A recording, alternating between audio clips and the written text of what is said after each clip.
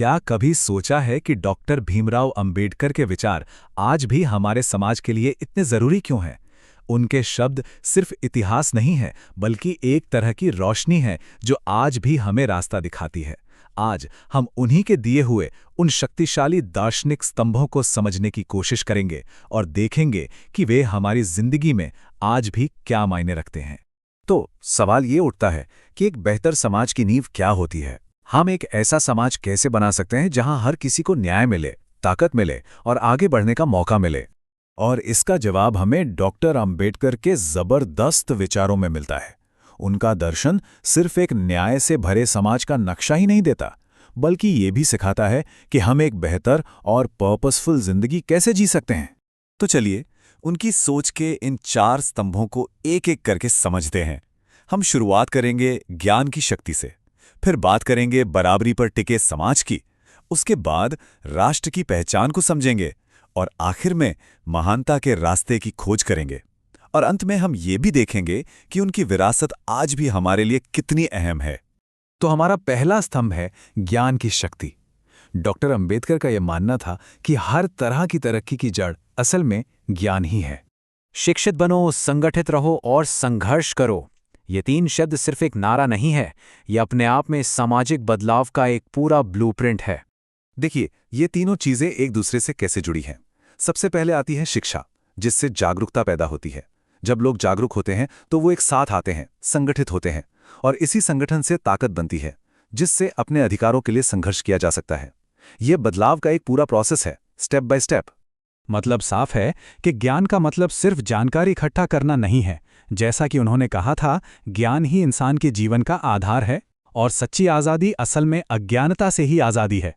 अच्छा, जब एक इंसान पढ़ लिखकर जागरूक हो जाता है तो अगला कदम क्या होना चाहिए?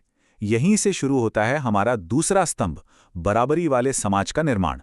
अंबेडकर के लिए ज्ञान का असली मकसद ही एक ऐसा समाज बनाना था जहां इंसाफ और बराबरी हो। अंबेडकर के लिए एक न्यायपूर्ण समाज की नींव एक सच्चे धर्म में होती थी। लेकिन उनके लिए धर्म का मतलब क्या था? उनके हिसाब से सच्चा धर्म वो है जो स्वतंत्रता, समानता और भाईचारा सिखाए। एक ऐसी ताकत जो लोगों को बांटने के बजाय प्यार और सम्मान से जोड़े। और वो किसी समाज की तरक्की को कैसे मापते थे? उनका पैमाना बहुत ही पावरफुल था, महिलाओं की तरक्की। वो मानते थे कि किसी भी समाज की असली तरक्की इस बात से मापी जाती है कि वहां की महिलाओं ने कितनी तरक्की की है। ये एक ऐसा लिंक है जिसे तोड़ा नहीं जा सकता। देखिए, डॉक्टर अंबेडकर एक रियलिस्ट थे। वो जानते थे कि शायद पूरी तरह से बराबरी लाना एक कल्पना हो सकती है, लेकिन वो इस बात पर जोर देते थे कि इसे ही शासन का मूल सिद्धांत बनाना होगा। हमारे कानून, हमारी नीतियां, सब कुछ इसी आदर्श को पाने के लिए बननी चाहिए, चाहे ये कितना भी मुश्किल क्यों ना हो। तो एक व्यक्ति और समाज की बराबरी से अंबेडकर हमें एक बड़े विचार की ओर ले जाते हैं, एक राष्ट्र की पहचान। हमारा तीसरा स्तंभ इसी पर फोकस करता है। हम सबसे पहले भी भारतीय हैं और आखिर में भी भारतीय हैं। ये सुनने में एक बहुत सिंपल सी लाइन लगती है ना? लेकिन इसका मतलब बहुत गहरा है। ये हमें याद दिलाता है कि हमारी भारतीय होने की पहचान हमारी जाति या धर्म जैसी किसी भी पहचान से कहीं ऊपर होनी चाहिए। और इस एक पहचान का आधार क्या है? हमारा संविधान। अंबेडकर के लिए ये सिर्फ वकीलों के लिए कानून की किताब नहीं थी, ये तो देश की धड़कन थी, एक जीवन का माध्यम। ये वो गाइड है जो हमें सिखाता है कि एक देश के तौर पर हमें एक साथ कैसे रहना है, हमारे अधिकार क्या हैं और हमारी जिम्मेदारियां क्या हैं। अब देश से हम फिर से लौटते हैं एक इंसान पर। हमारा आखिरी स्तंभ शायद सबसे पर्सनल है, महानता का मार्ग। ये हमें बताता है कि एक मीनिंगफुल जिंदगी जीने का असल मतलब क्या होता है। अंबेडकर ने महानता की पूरी परिभाषा ही बदल दी। उन्होंने कहा कि महानता जन्म या परिवार से नहीं मिलती, ये तो अच्छे विचारों और अच्छे कामों से मिलती है। किसी की असली पहचान ये नहीं है कि वो कहां से आया है, बल्कि ये है कि वो क्या सोचता है और क्या करता है।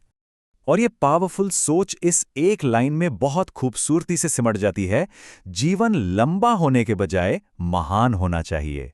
मतलब क्वालिटी ज्यादा जरूरी है क्वांटिटी से। एक पर्पसफुल जिंदगी, चाहे वो कितनी भी छोटी क्यों ना हो, एक लंबी और खाली जिंदगी से कहीं ज्यादा कीमती है। तो जब हम इन 4 स्तंभों को, ज्ञान, समानता, राष्ट्रीयता और महानता को एक साथ जोड़कर देखते हैं तो हमें डॉक्टर अंबेडकर की विरासत की एक साफ तस्वीर दिखाई देती है। हमने देखा कि कैसे ज्ञान से जागरूकता की चिंगारी जलती है, कैसे बराबरी एक न्यायपूर्ण समाज की नींव रखती है, कैसे राष्ट्रीयता की भावना हमें एक साथ बांधती है और कैसे महानता की तलाश हमारी जिंदगी को एक मकसद देती है। इन सारी बातों का निचोड़ एक ही है। अंबेडकर का संदेश साफ है। एक मजबूत देश की जड़ें एक शिक्षित समाज, बराबरी और आपसी जागरूकता में होती हैं। ये सिर्फ एक दर्शन नहीं है, ये एक बेहतर भविष्य बनाने का एक्शन प्लान है। तो अब ये सवाल बचता है, डॉक्टर अंबेडकर का कौन सा विचार आज के दौर में सबसे ज्यादा रिलेवेंट लगता है? हम उनकी इस समझ का इस्तेमाल आज की चुनौतियों से निपटने के लिए कैसे कर सकते हैं? इस पर जरूर सोचिएगा।